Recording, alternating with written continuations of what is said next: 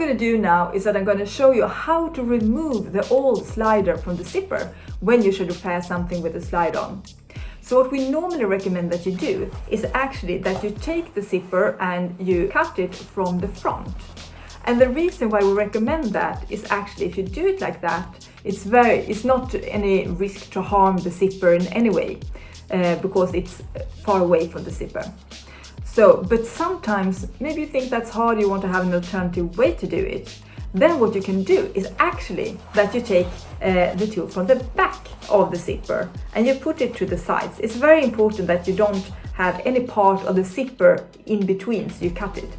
But otherwise you just do like this and you put it together and you cut it off.